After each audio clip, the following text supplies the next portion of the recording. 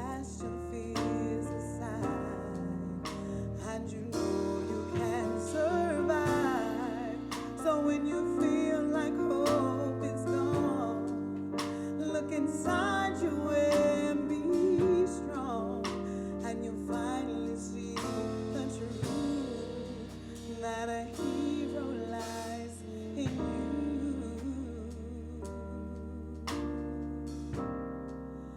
that a hero lies in you.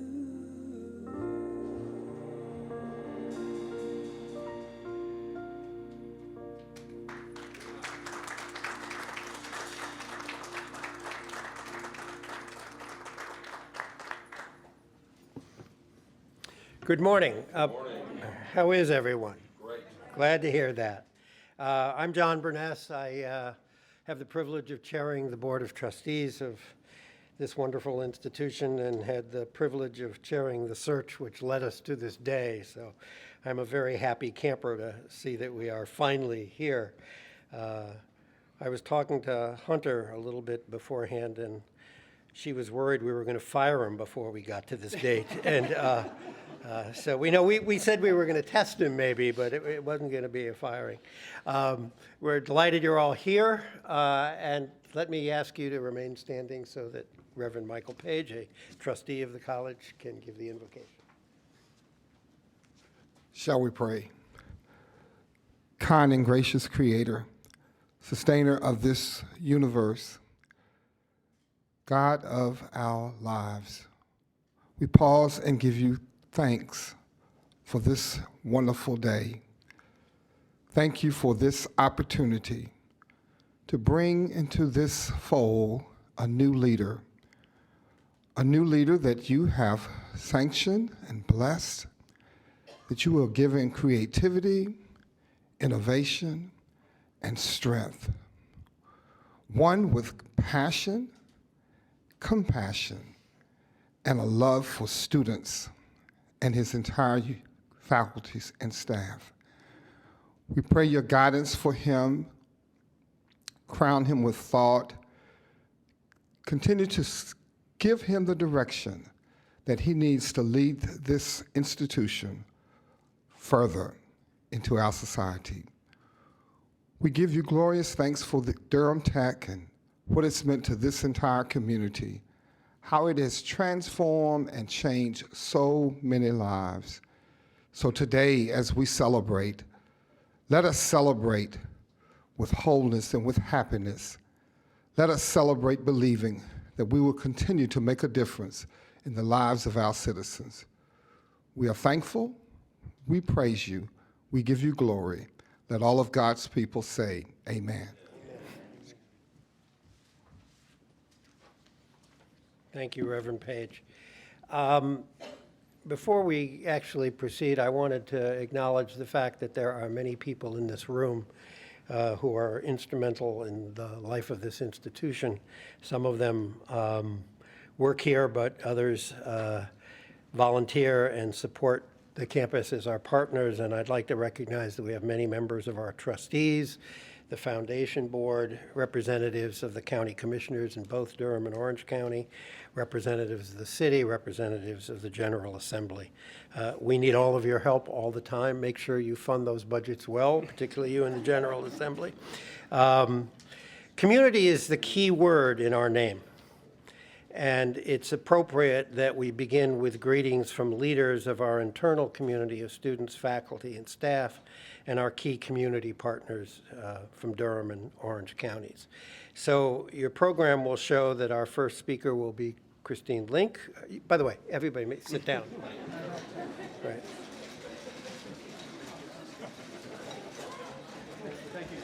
Yeah. I only require my family to stand when I walk in the room. The second will be Dr. James DePalma, followed by Erica Taylor, and then the Honorable Brenda Howerton, who is a trustee of the college and chairs the Durham County Board of Commissioners, and the Honorable Renee Price, a former trustee who does the same for Orange County. Christine.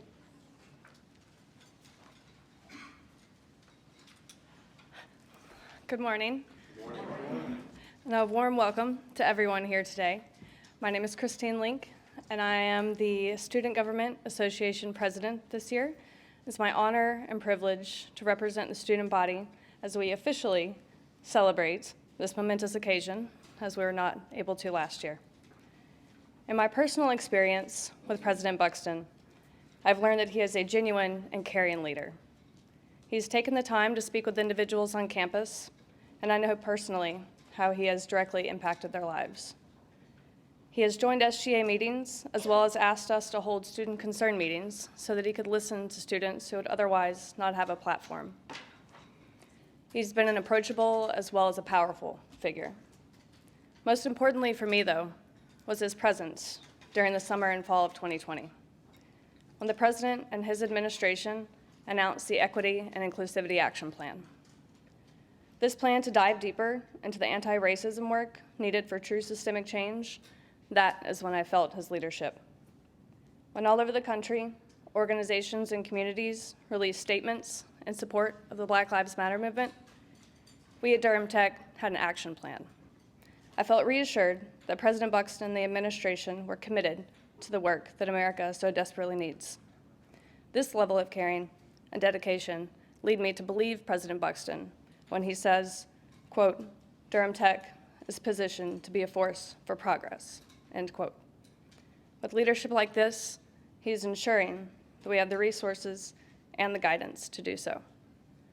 On behalf of the student body, I thank him for everything he is giving this community, and I wish you all an excellent year at Durham Tech.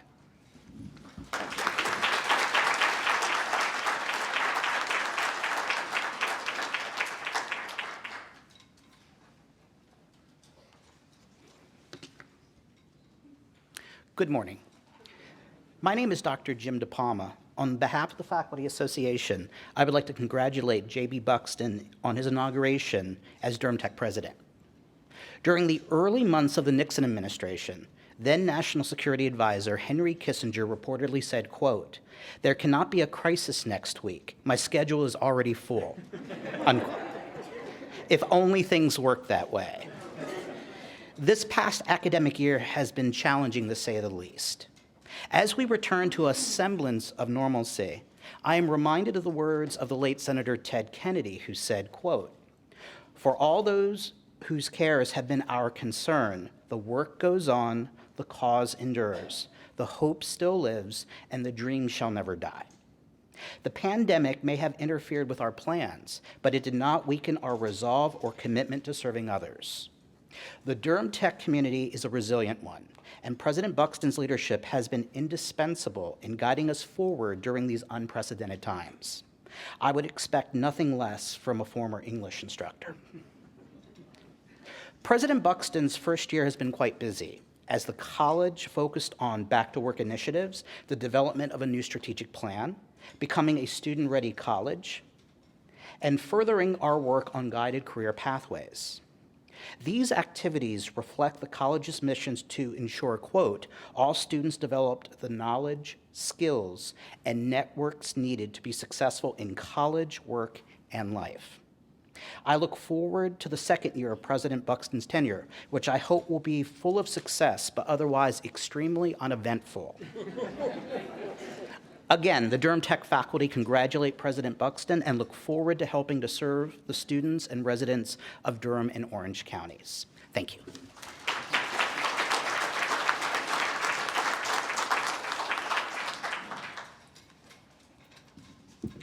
Tony said 2 minutes.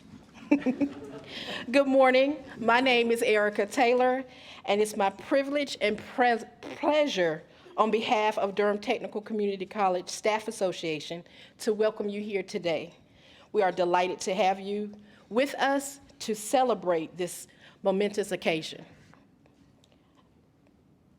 Thank you again and welcome.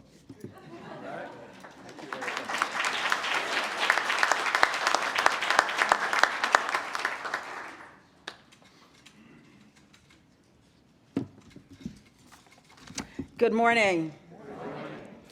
And my colleagues are probably wondering what's going on, but you know, I just took a stop off as on my way to the beach. There's the beach here. I'm here to be here for you.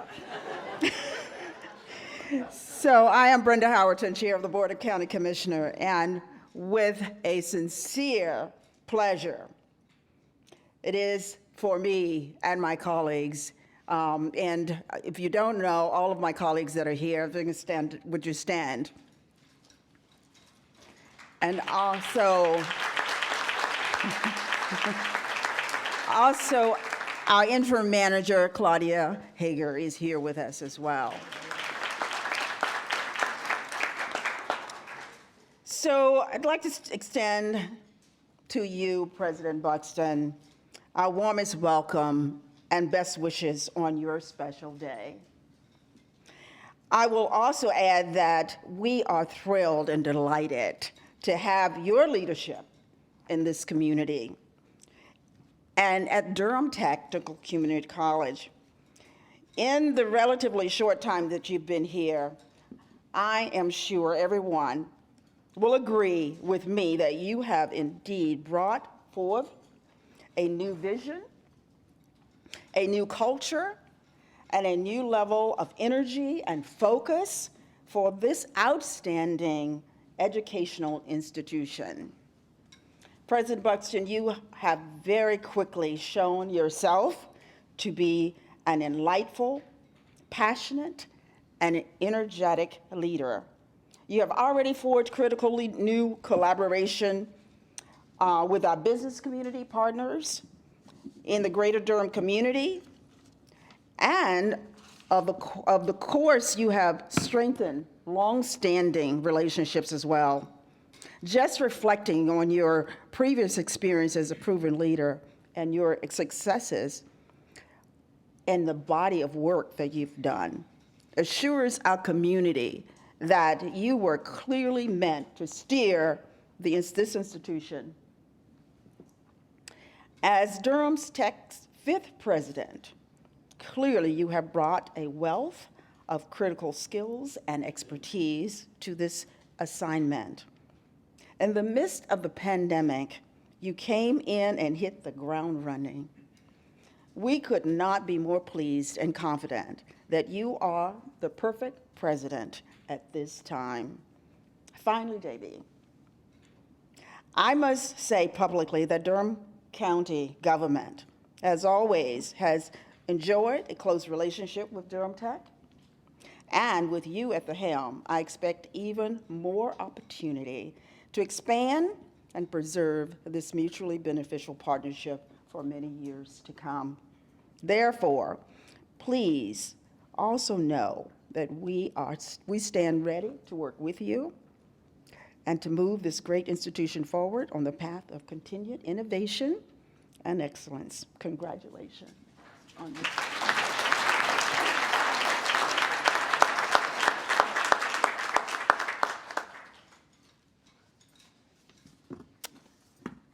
Good morning. Good leadership requires a certain skill set and talent. True leadership necessitates a leadership mindset and positive engagement. A leader should be capable of leading effective change. She or he will value communication and collaboration. And lastly, a good leader should have the ability to lead high-performance teams. From my observations, Jb Buxton, whom we celebrate today as the 5th president of Durham Technical Community College, possesses the qualities of a good leader. Again, I am Renee Price, Chair of the Orange County Board of County Commissioners, and I thank you for inviting me to be a part of this auspicious occasion. I bring greetings on behalf of the board and the people of Orange County, and joining us in the audience is Jamesetta Bedford in the back, as well as my senator, Valerie Fouché, and our representative from Durham, from Orange on the Durham Tech Board of Trustees, Lee Storo. Okay. We indeed appreciate Durham Tech for the role this institution of higher learning plays in enriching the social and economic well-being in both Orange and Durham counties. The 4 qualities of a leader I mentioned are from the course High Performance Leadership provided by the Professional Development Academy. Over the past year, we have witnessed JB in action. His fervor for the success and advancement of Durham Tech is intense. His commitment to 21st century learning, economic development, and equity is undeniable. Jb Buxton walks the talk and talks the walk. He sincerely cares. As we look to this post-pandemic future, the Orange-Durham community needs leaders with breadth of experience, unique caliber, strategic innovation, and persistence, particularly if we are to see the construction of the second building on the Orange County campus.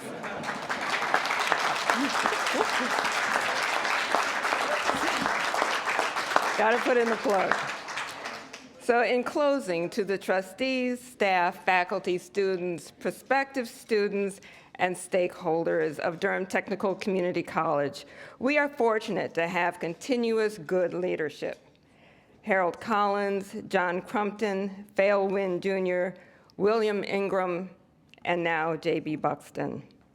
So to John B. Buxton, congratulations on your inauguration as president of Durham Technical Community College. In the years to come, I am anticipating remarkable outcomes as you chart a course that will guide the women and men that we serve to the fulfillment of their dreams. Let's do great things.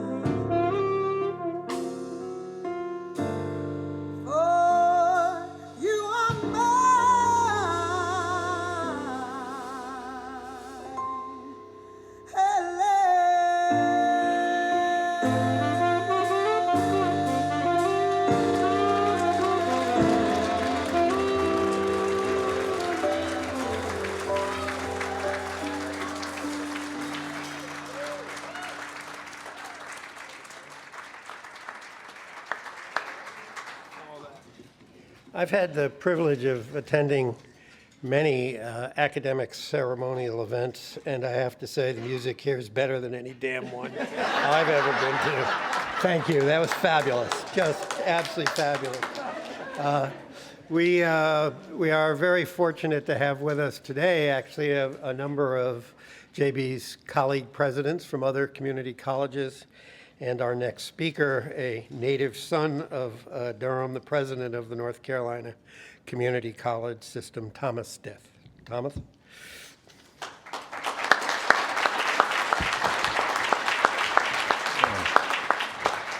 Thank you so much, John. It is certainly good, just on a personal point of privilege, to see you again.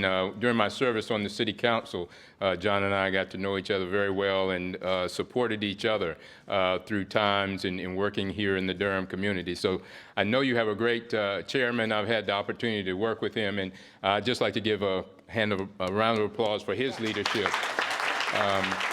It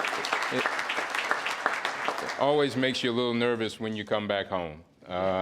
And this is home. I was, and I'll speak to that in just a moment, but I was born and raised here in Durham. And, you know, I've already met folks today that over 30, I won't point them out, but 30 years ago, they worked with me to, my wife and I, to buy our first Mommy Mobile. That was the van. And he's asking how the girls are doing 30 years later. I see colleagues that I've worked with on the City Council, Senator Woodard. Again, you have a great senator because he was a great councilman. And then I do see my current colleagues and the presidents. I have 58 friends across the state, better known as presidents of the community college system. And I do want to recognize Dr. Senegal, Dr. Damaris, and Dr. Rawls. If you could just stand there here on the front row.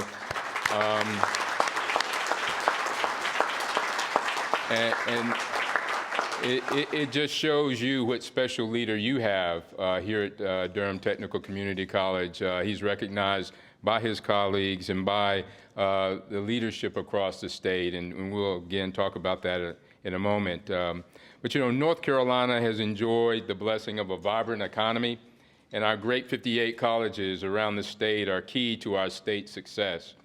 Durham Technical Community College is indeed a leader and a part of this success. And along with other community colleges across the state of North Carolina, you serve as the job engine for our great state. Students, and just want to congratulate your SGA president and their commitment, because I think many times we talk about many things and the pressures on the community college, but first and foremost, our mission is to serve our students and the importance of providing that educational opportunity for our students. That's why we get up each day. And I think we need to never forget that we keep focused on our students. You know, our graduates who attended North Carolina community colleges through July 2009 to 2019 made up 33% of the wage earners in our state.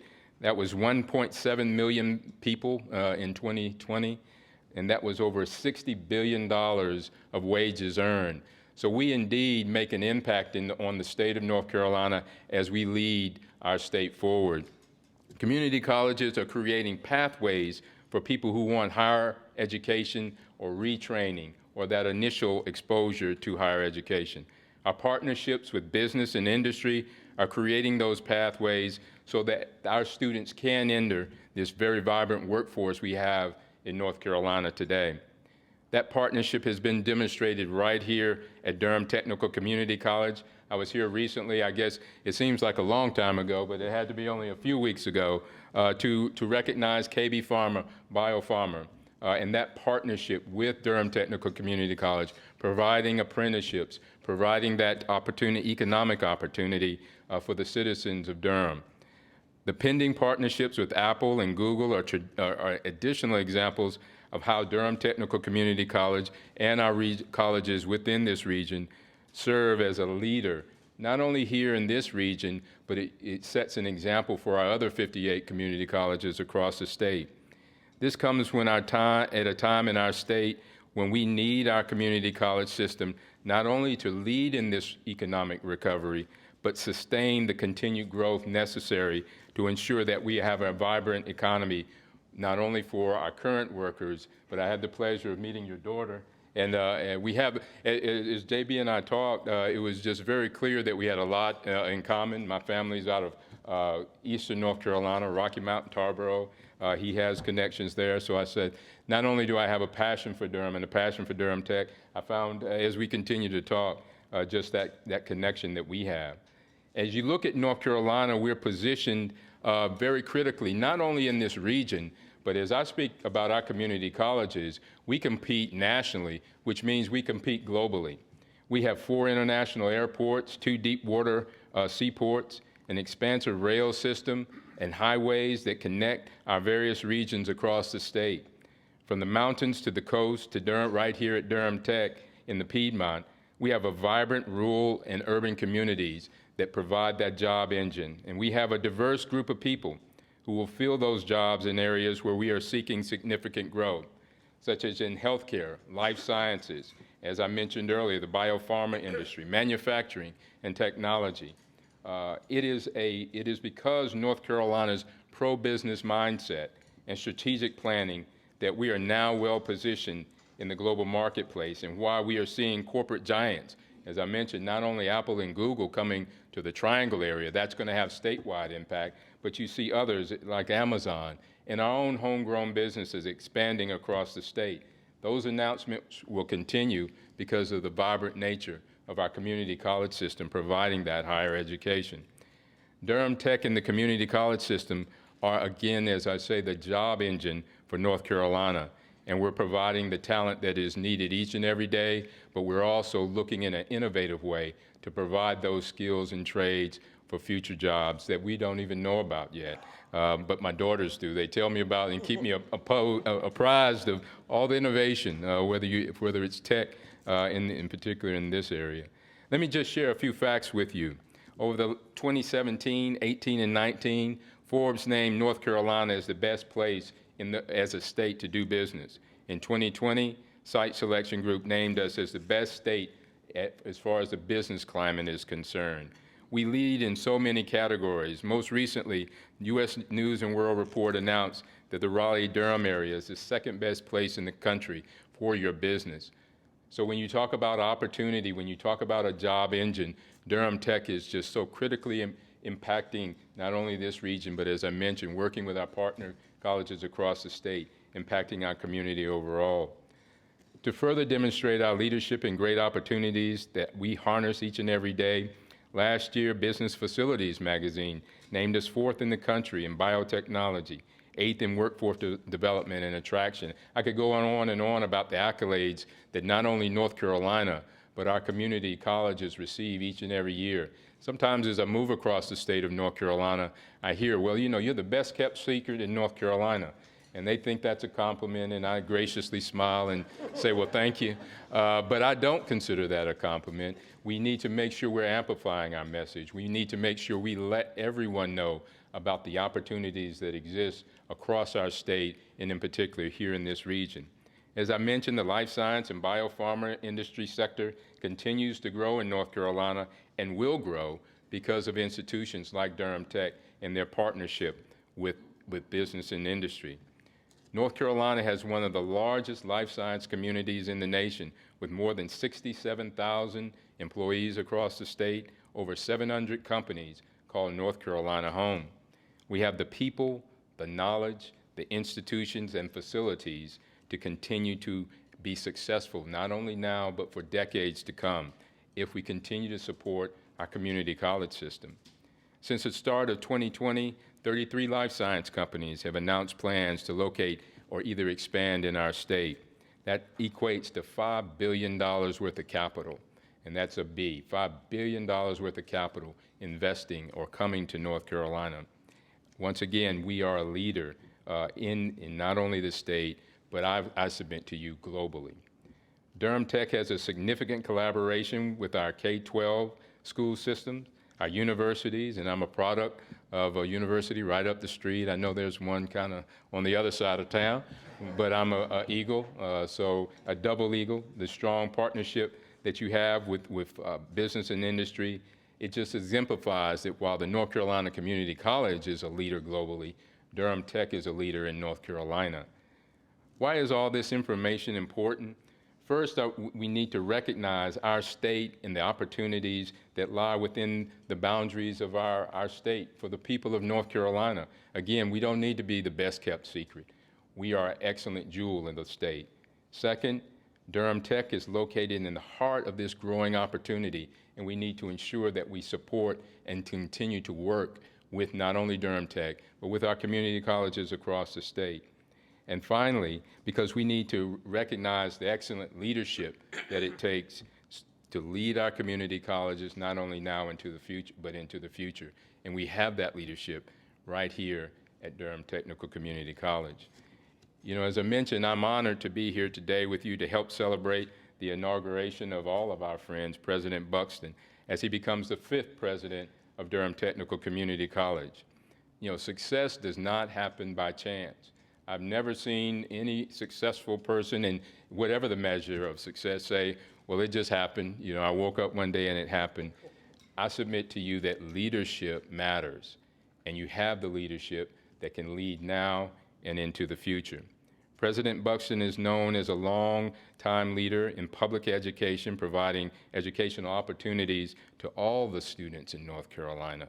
And he has a in-depth experience with North Carolina's community college system that has prepared him for this moment. And that's important, to have the proper preparation to lead, and he demonstrates that, and you've heard about that already this morning. You know, he has the passion for education. You see it in his strategic thinking about economic prosperity and the energy to make things happen where we need Durham Tech leading, not following, during this time of prosperity. He is a beacon of hope for his students, his community, the business and industry partners that he works with, and yes, the state of North Carolina. As I mentioned, I want to take just a moment, because I said when it comes home, yeah, you know, you have to take a moment to acknowledge that I'm from Durham as well. I was born at Lincoln Hospital, right up the street. It's not Lincoln Hospital anymore, but you know where that is. My parents had a passion for higher education and entrepreneurship. If you've heard me speak before, you know that I came from a family of educators and entrepreneurs. They had Southeastern Business College right on Austin Avenue, the corner of Austin and 147. It was founded in 1946. Soon after, Durham Technical Community College was founded, and we debate as Southeastern began to reach its peak, Durham Tech began to reach its peak as well. So we had a friendly partnership. I have firsthand experience on the impact of Durham Tech on the Durham community because I was born and raised here. I saw how it not only touched lives, enriched lives, and changed lives, but in many cases, it saved lives. The work here speaks to volumes to this community and the clear vision and commitment that you are committed to sustain this institution and sustain its reach in the Durham community. I'd just like to say Durham Tech is more than a higher education institution. It's a hub, a place of real opportunity and success for this region. President Buxton, I just want to congratulate you and congratulate the Durham Technical Community College family for choosing and maintaining. I heard a little room, you decided to let him stay. You made the right choice with that as well. Your initial choice was right, your continued choice is right, and again, it's an honor for me to just participate in today's activity, and we'll continue to wish Durham Technical Community College well. Thank you, and again, congratulations.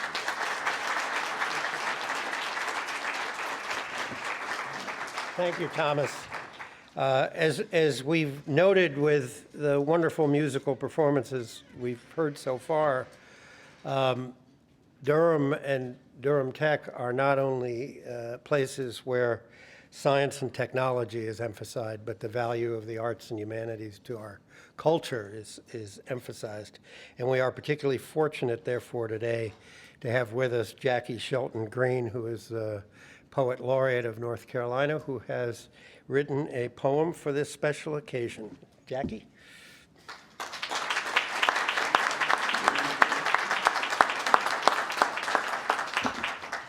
What a glorious day. There's an African proverb that states, where one stands in one's youth determines where one might sit in their eldership. But JB, you ain't that old. but I know where you're going to be sitting. And I want to say, JB, you married now to this school. So I have more than a poem.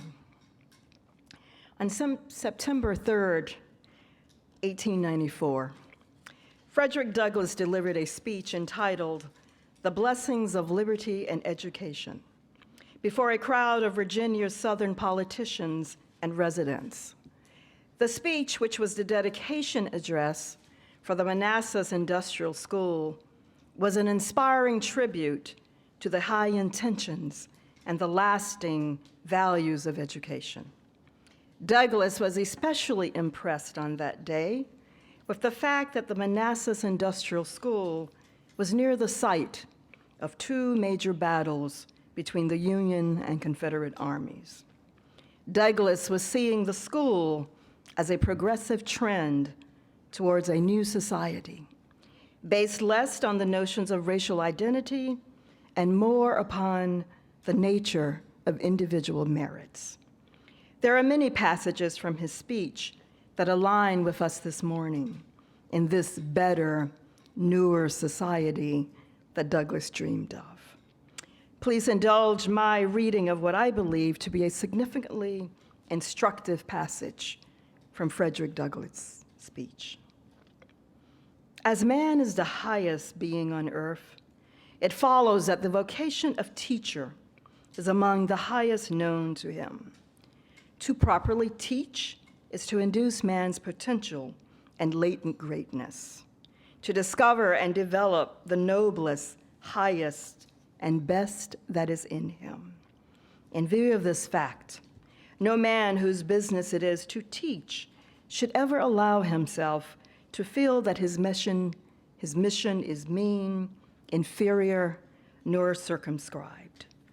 In my estimation, neither politics nor religion present to us a calling higher than this primary business of unfolding and strengthening the powers of the human soul. It is a permanent vocation. Douglass further wrote, "Some know the value of education by having it. I know its value by not having it. It is a want that begins with the beginning of human existence and continues through all the journeys of life. From first to last, human existence depends upon instruction. Education, on the other hand, means emancipation. It means light and liberty. It means uplifting of the soul of man into the glorious light of truth, the light only by which men can be free.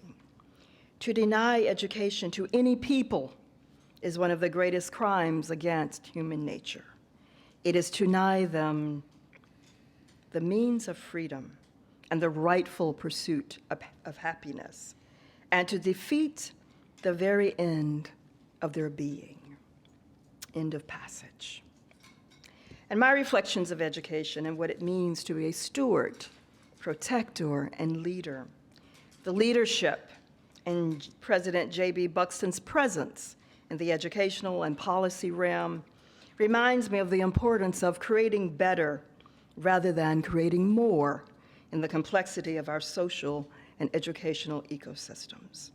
As we all know, community colleges have a tremendous responsibility to guide their student and academic community to understand the commitments to helping humanity answer many questions. Questions such as, how will we be remembered? How do we want to be remembered? Who will remember us? Once we all capture the power to own our own stories, who will we speak the stories to? Who will listen? What will we repurpose, reimagine, rewrite, document, and manifest in terms of who we are as educators, lifelong learners, administrators, gatekeepers, and creative makers? President Buxton's powerful professional narrative as the gentle, peaceful warrior for education exemplifies that creative people are the ones who truly understand their discipline, For if you don't understand your story and your domain, you are not likely to create new value in it. President Buxton's portfolio as a change maker demonstrates that creative leaders are discerning, curious, and all the other stuff that all of y'all have named. I am always enthralled witnessing compassionate leadership. Durham Technical Community College has a legacy of compassionate leadership. From the day when it was first named Durham Industrial Education Center, when it opened its doors on September 5, 1961, under the leadership of Harold Collins, and then John Crumpton, Felwyn Jr., William Ingram, and now under the compassionate leadership of John Buxton. It is important to speak the names of those who walked first. We are compelled to commemorate the strong shoulders, arms, and hearts that have delivered us to this place in the history of this great community college. And now more than ever, we know that the strength of that cornerstone in North Carolina, this school, requires compassionate leadership in addressing our local community's greatest challenges: stagnant family incomes, disparities in income and wealth, and political polarization. The original mission that community colleges were created to democratize both American higher education and the students who came through their doors is the very reason that we as citizens should strongly support leadership that transforms perpetuated structures of inequality in our society. We're all susceptible to shifts in the winds of local, state, and federal funding and economic growth and recession. Jb Buxton possesses adaptability as a strength, even when adaptability can also be a source of ambiguity and tension. And I'm just going to skip over and get to the main part. The history of Durham Technical Community College has always integrated the best of liberal education practices with new or growing emphasis on transformative learning, capacity building, creativity, and adaptive management, practices that have served the school well in achieving constructive change at all levels. Without doubt, in this season of the new society that all of our ancestors dreamed about, I believe that President Buxton will continue chartering a course for sustainable education, a course that helps sustain people, communities, and ecosystems, a course that is tenable, ethically defensible, working with integrity, justice, respect, and inclusiveness, a course that is healthy and viable, embodying and nurturing healthy relationships and emergence at different system levels, a course that is durable, working well enough in practice to be able to keep doing it. It is my hope that we all can envision with President Buxton a new way of organizing for the change we need, the change that requires nothing from all of us other than to serve as fully and as authentically as we can in our commitments to manifesting our ancestors' wildest dreams for a better world. I am grateful for all of you, and especially Jb Buxton, for fostering the very necessary mindset to nurture, celebrate, invest in, and expand the longevity of a people-centered paradigm, where institutions of higher education value the people and the community as they work alongside them, integrating the literacies, wisdoms, wealth, knowledge, traditions, and culture of the people into a sustainable, compassionate mission that serves indiscriminately. I am honored to know Jb Buxton, a compassionate leader who will indeed lead with the people, creating new stories and new legacies for new generations. As the third woman, first African American, and ninth poet laureate of North Carolina, I offer this poem dedicated to the fifth president of Durham Technical Community College, President Jb Buxton. The poem is entitled Visions, because I believe that it is the light It is truly the light inside the vision that Jb and all of us need to move forward. Visions for Jb Buxton. We come into this world like brides in ivory veils. Life lifts them one by one until the whole face opens, and the world beckons us to follow like fishermen following morning rain. We follow like the ones before us followed, the ones with cracked palms, following, reaching for the shadows of a ripe moon. We follow like sculptors, shaping hungry hearts into oceans of joy. We come into this world like brides in ivory veils. Life lifts them one by one until the whole face laughs, while we reach for all the light of our ancestors' harvest. Ancestors who listen, ancestors still whispering, ancestors guiding us beyond sacred veils. You who are called, dance into this map called journey, unravel ivory veils. You who are called, paint the sky with 1,000 new words for light. We come into this world like brides in ivory veils. We wait for the storm to lift the veils. We come like newborn birds, blindly carrying our life story, neatly folded and starched like fine linen. Only this life is easily scorched. This life of love and work does not always fold easily. It is often too large for the nest we weave. Today, Jb, you fold your fears, put them away. Trust the footprints of those who walked before you. Trust the hearts of all of those who love you, who gather with you today, holding your hands with our hearts. Today, Jb, is your day, a day that is so easy to open, so easy to be a part of, a day full of light, dancing you forth into a new vision ready to happen. Today is a golden instrument beckoning you to play. The children, Jb, are waiting, listening for your love supreme. Thank you.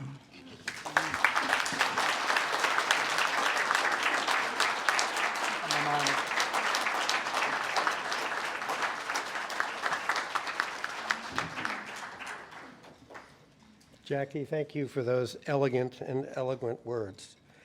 As Jackie noted, Jb is in the role he is in today because of the work of folks who've come before, and no one was more instrumental in that than Bill Ingram, who for 12 years served as president of this institution. Bill, please step forward.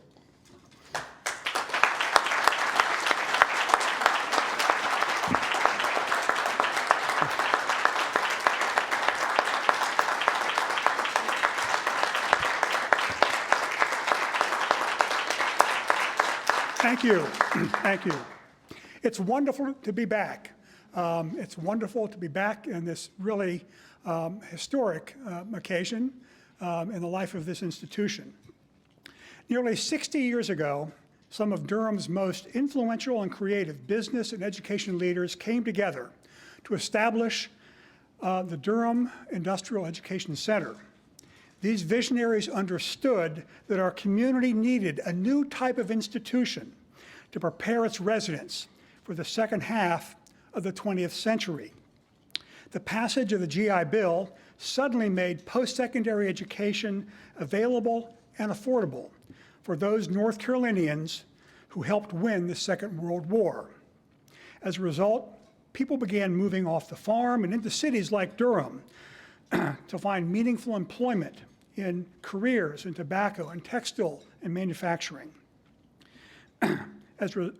So in 1961, the Durham Industrial Education Center opened its doors for its first 34 students who learned to become automotive mechanics, dental lab technicians, mechanical engineers, careers in distribution and marketing. In so many ways, the Durham Industrial Education Center was forward-thinking at a time when other institutions of education and systems in our city were segregated. Both the center's board of directors and its class were racially integrated. And in the intervening 60 years, Durham Tech has evolved to anticipate and prepare its students for the future. With the addition of licensed practical nursing and the later addition of the associate degree nursing programs, Durham Tech began preparing area residents for careers in the city of medicine. Business computer programming, electronics engineering, and microelectronics programs provided opportunities for careers in the Research Triangle Park. The nation's first clinical trials research associate program prepared professionals in the area's growing pharmaceutical research field. And the addition of the University Transfer Program 35 years ago provided high-quality, low-cost pathways to the bachelor's degree for the region's high school graduates. The most important word in this institution's title is community. Since its inception, community responsiveness has been its service hallmark. And community also refers to this place and these people, a community committed to student support, achievement, and success. It has been the embodiment of the vision of Dr. Dallas Herring, the founding father of the North Carolina Community College system. It has met its students where they are, wherever they are, and has taken them as far as their ambition and effort can carry them. President Buxton, it is your charge and your opportunity to continue to build that legacy. And in the past year, you have already demonstrated your eagerness to carry out that charge. The partnerships you have already formed with employers such as KBI Biopharma, and with sister institutions like Piedmont and Vance Granville Community Colleges will prepare even more residents for meaningful, sustainable careers in the emerging biotech cluster. The Better Skills, Better Jobs initiative will help adult students prepare to return to an evolving workplace. Expansion of the Orange County campus will broaden the college's reach and capacity. And the Men of Color Scholarship Institute is a demonstration of your commitment to building and sustaining an environment that embraces equity and inclusiveness. Finally, Mr. President, as you venture out into this community, you will find that much of your work, much of your job will be to take the credit for the great work of Durham Tech's faculty and staff. On a regular basis, you'll hear how Durham Tech has helped change and helped this region grow, how an adult learned to read in the ABE program, or learn the language of their new home through ESL, how the adult high school diploma puts someone on a path to employment, or the nursing degree led to a job at one of the region's world-class medical centers, how the English instructor's encouragement led to a journalism career, or how Durham Tech was the place a student discovered his passion for public health. If you are like me, for all the challenges you face as the 5th president of Durham Tech, you will find those moments are ample reward. I wish you nothing but the best in that effort.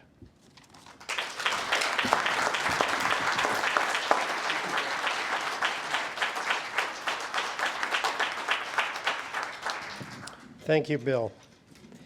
And now it's time for the administration of the oath of office. I'd like to ask Representative Zach Hawkins to come up, and also Hunter Buxton, who gets to participate in this. I worked for a guy named Frank Rhodes, who was president of Cornell University, and he used to say regularly that behind every successful man stands at least one truly astounded woman. Hunter, we're glad to have you here.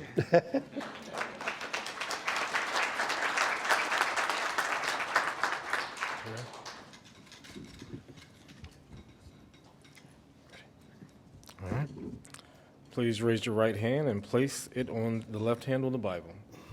I, please state your full name, I, John Bruce Buxton, do solemnly swear do solemnly swear that I will support that I will support the Constitution of the United States the Constitution of the United States and the Constitution of and the Constitution of the State of North Carolina, the State of North Carolina, the policies and procedures of the policies and procedures of the North Carolina Community College System, the North Carolina Community College System, the policies and procedures of the policies and procedures of Durham Technical Community College, Durham Technical Community College, and that I will faithfully and that I will faithfully and impartially discharge and impartially discharge the duties incumbent upon me the duties incumbent upon me as the president of Durham Technical Community College, as the president of Durham Technical Community College, according to the best of my abilities and skills, according to the best of my abilities and skills, supporting and encouraging the faculty and staff, supporting and encouraging the faculty and staff,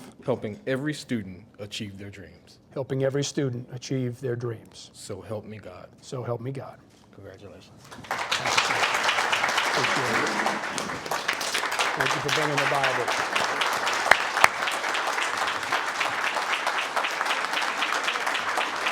Thank you.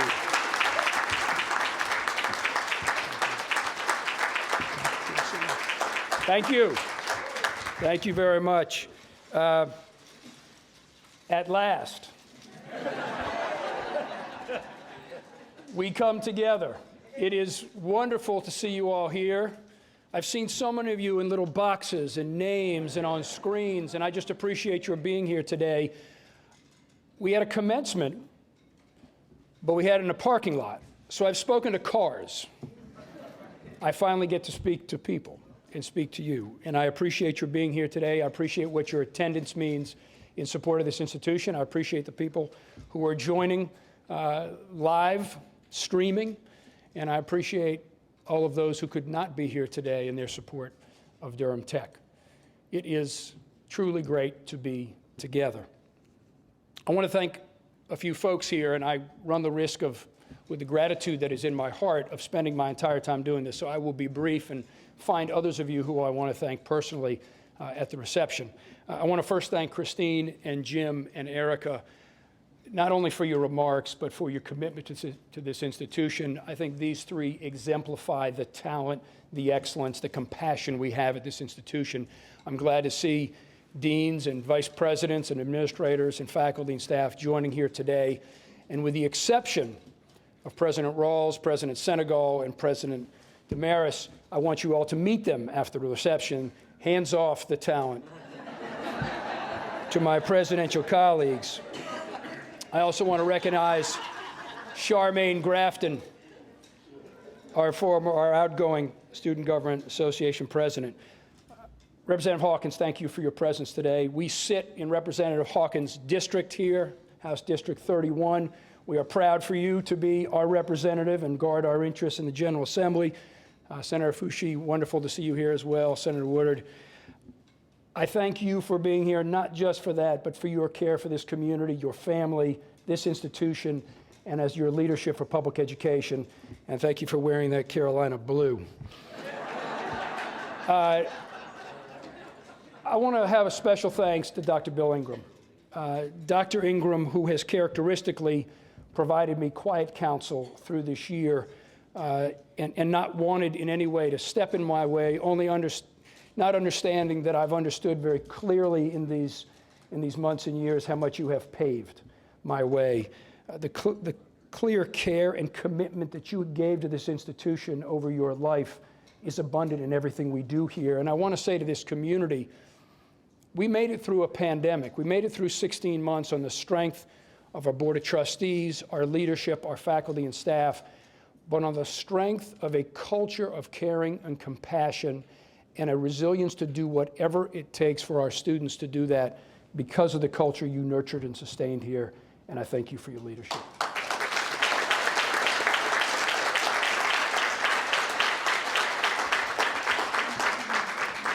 Peggy Wynn, I don't believe, could be here today. Peggy, Dr. Wynn's wife. It's fitting that we sit in the Fail Wynn Center. Bill and Fail together for 40 years built an institution of excellence. And that we sit here is an enduring testament to the power of that legacy and the power of the impact and the ability to be a force for progress in this region. And I want to recognize, in absence, Peggy and Fail. President Stiff, thank you very much for gracing us with your presence today. Thank you for coming home. You're always welcome. We always welcome your favoritism for Durham Tech as president of the system. But I appreciate very much what it means to have you here today and in our corner. You've been here already through this pandemic. We couldn't be more fortunate to have your leadership, and I look forward to our partnership moving forward. Dr. Shelton Green, I'm deeply honored. You did more than I could have asked. I met Dr. Shelton Green 30 years ago when we brought her to the North Carolina Teaching Fellows Program. Can you imagine being a young teacher and getting a chance to be with Jackie Shelton Green and think about the profession? And as an English teacher, I selfishly wanted to hear some more poetry. I remember when my fellow English teacher said to me, I think you need to stop teaching poetry. Your students are getting a little bored. And I just said, tough. I wanted you to be here not just as the poet laureate.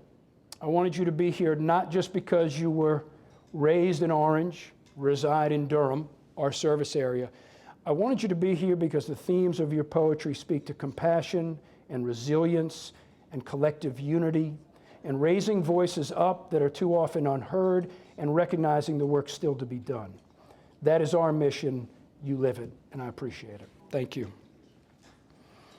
And Mr. Chairman, after taking 3 or 4 from the Yankees, it's especially good to see you in person. That's an inside joke. I want to thank you and our Board of Trustees here for their commitment here, our county commissioners sharing that, our county manager. But I thank you for your care and commitment to this institution for some time now and for your continued support over this past year and what it has meant, and I thank my board for that as well. I finally want to recognize my parents are here today.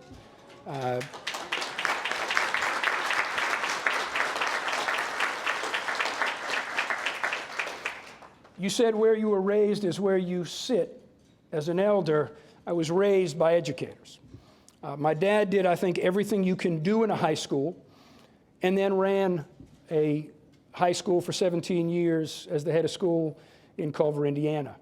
My mom worked in those high schools and also in healthcare. I don't know if Melissa Ocker's here, pulmonary rehab as a volunteer. I am sure they committed all kinds of infractions at Concord Hospital in New Hampshire when she led the pulmonary rehab center. I am in education because I am Pam and John's son. I'm in education because for 46 years that they were in it, and in my lifetime, I always just wanted to make an impact on people's lives in the way that I saw every day them make. It is the highlight for me today that you're here. I also want to thank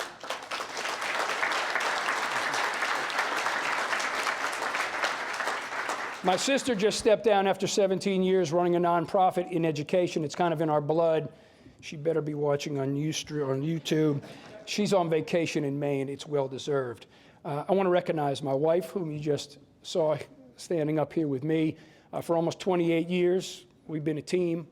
And besides Marion, way above my raising, and the opportunity to raise 3 wonderful kids, one of the great joys and inspirations of those years has been watching what you've done in public television and youth voting, and now getting public libraries involved in college access. It's been enjoyment and inspiration. I love you, and I appreciate you being here.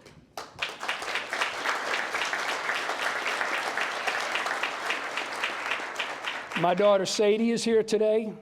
Anytime your kid shows up after they hit 20, you got to be thankful.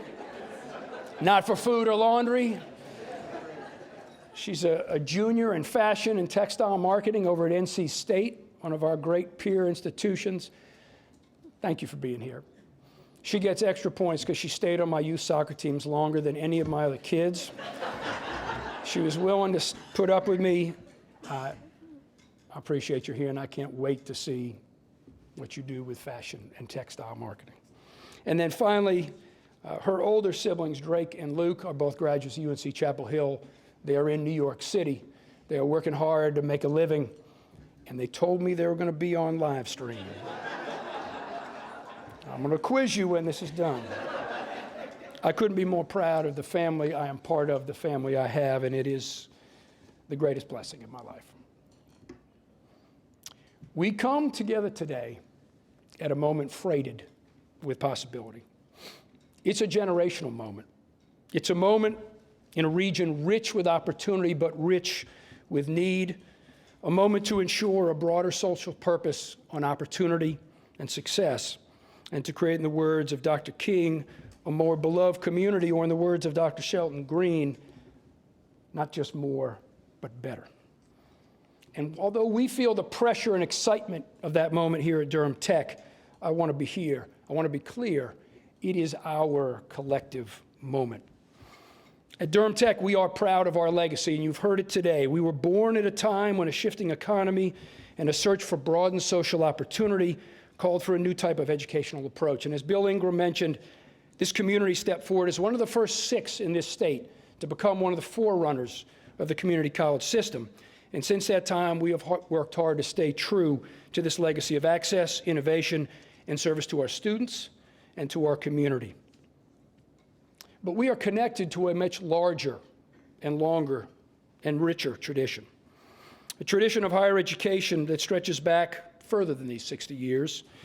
It comes to the chartering of our nation's first public state university in 1789, to the Morrill Act and the land grant colleges of 1862, the Service Readjustment Act, or the GI Bill of 1944, our founding as a system in 57, and the Higher Education Act of 1965. It is a vision imbued with the belief in the transformative power of higher education, and that the democratization of education ensures the broad provision of opportunity.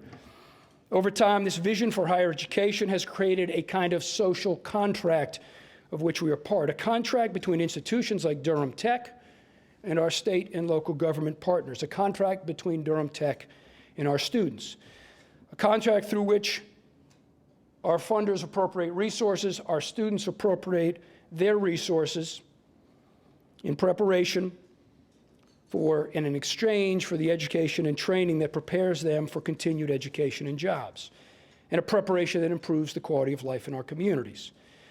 This contract has been a durable tradition throughout our state's history, where together with maybe basketball, education is a civil religion. And now I'm going to bow to my 51 years. Vanity be damned. But in 2021, the strength of this social contract has been brought into question. Persistent income inequality, rising levels of productivity without corresponding increases in wages, rates of college completion that don't always match our aspirations, continued racial disparities in education and life outcomes are challenging a tradition so long held. The worldwide pandemic of the last 16 months has had disproportionate impacts not just on health and our economy and economic standing, but on higher education, where we have seen so many of our current and prospective students push pause on their educational aspirations. And in this moment, freighted with possibility that we all perceive, the question is being called: is this contract still valid? A few weeks back at our commencement exercises, I told the stories of 3 individuals who I saw as emblematic of our graduates and the individuals who come to our institutions to shape and propel their futures.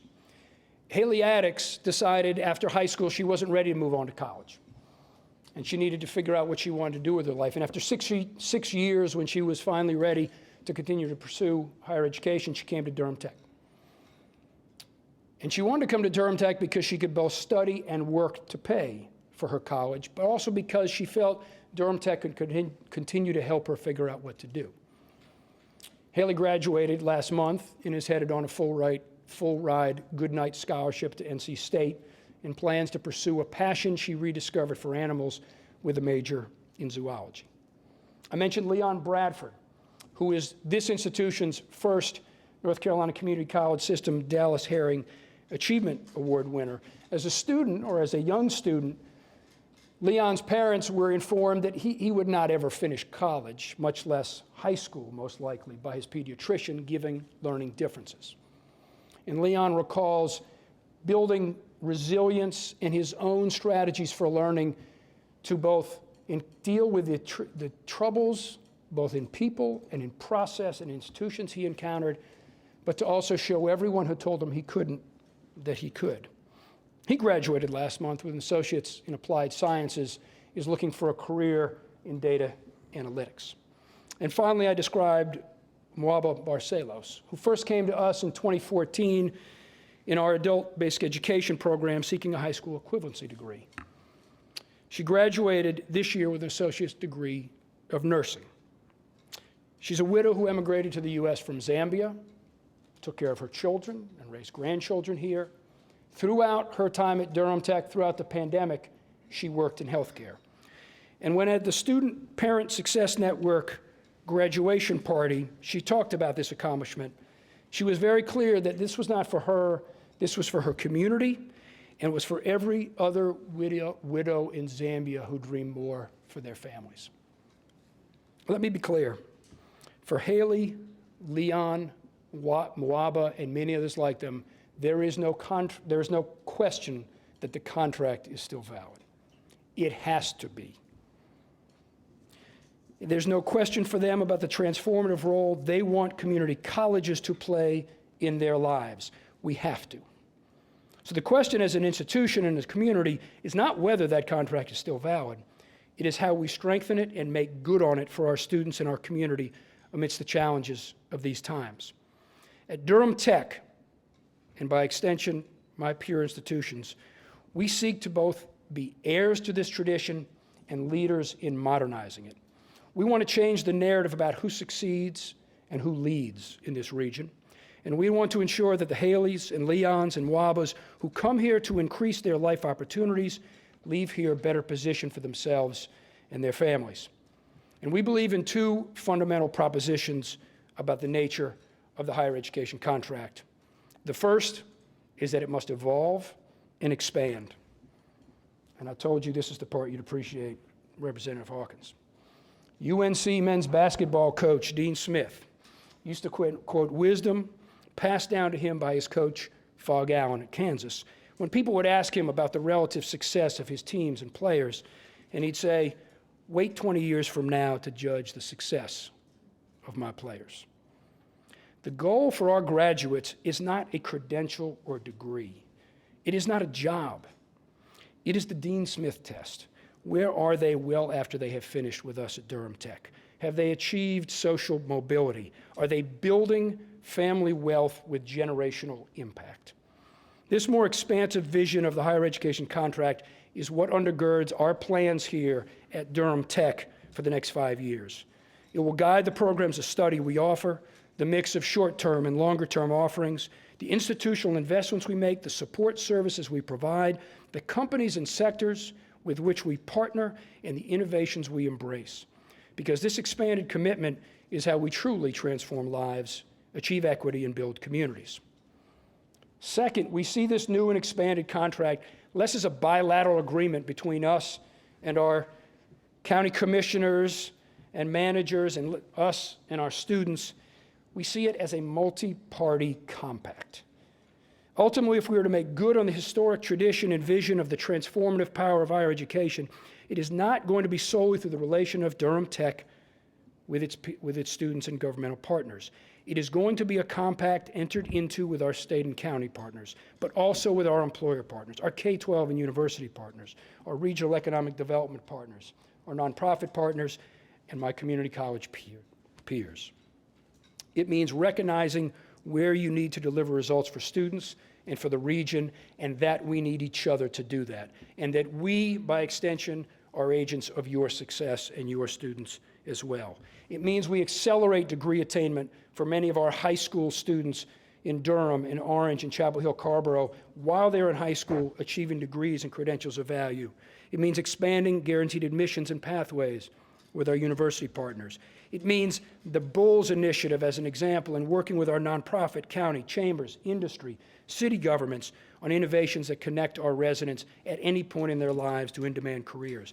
It means collaborating with companies who are committed to common goals of equity and economic mobility, and true partnerships with a Wake Tech, a Vance Granville, a Piedmont, and others, where we work together, and our students may finish with you and your students may finish with us, and we work with companies together because we can deliver more superior results for our community when we work together. To do this, working together to ensure student success and economic growth, that is how we sustain public and county support. That is how we increase employer engagement investment. That is how we keep higher education affordable. That is how we ensure that the tradition of the contract with higher education remains strong. We come together today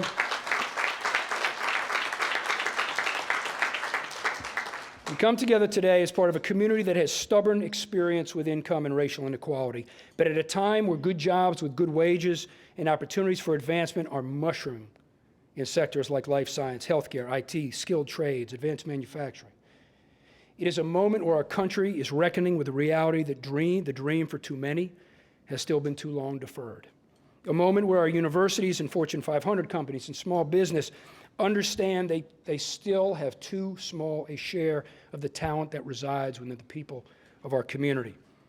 A moment to live into the historic mission of access to opportunity, wealth generation, and community prosperity. At Durham Tech, we believe deeply in our ability to meet this moment because the talent of our faculty and staff and our leadership and our partners, but also because it's in our founding DNA. This institution helped launch the community college system in the state. We were among the first in the state to offer telecourses, microelectronics, clinical trials. We had the state's first African-American community college president. We launched a Center for the Global Learner, focused on student completion before student completion was cool, led the way on guided career pathways, and started the state's first Office of Equity. We have consistently responded to the challenges of our times. But this is not just a Durham Tech moment. This is our moment. This is our collective moment. Because our confidence is reinforced in your collaboration and this compact. And it's reinforced by the knowledge that our collective commitment in the fact that the surest investment in progress is through our people, and that our communities are better when everyone shares in prosperity. When we lead together, our residents, our region, our state benefit. The only question that remains is whether our collective ambitions, those in this room, those on live stream, those with whom we work, will match the aspirations of the Haleys and Leons and Wabas and all those who come to us to better their futures and the futures of their families and their community. And in this generational moment, this new birth of opportunity, there can only be one answer: we will. And when we do, we will do great things together. Thank you. That's terrific. Really good. Really good.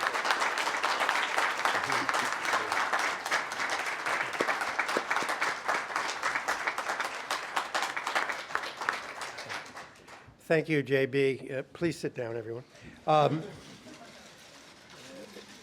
The fact that we're all here says a lot about Durham Tech, but it also says a lot about Jb Buxton, and I think those comments we just heard, notwithstanding references to light blue colors, although I'm very glad to see you wearing a darker shade of blue in your own clothes.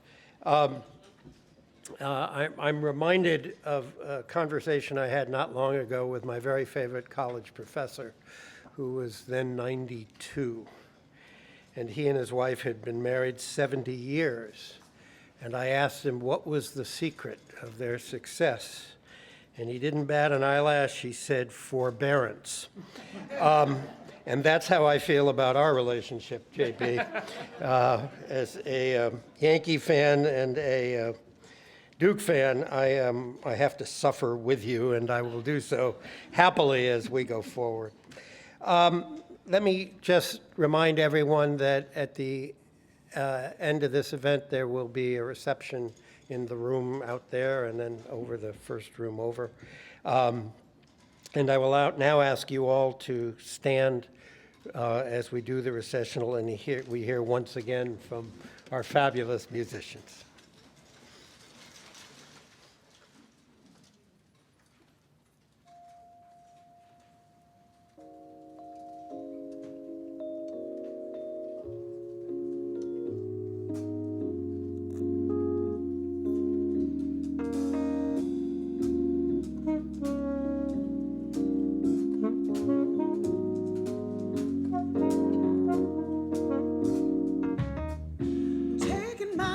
freedom.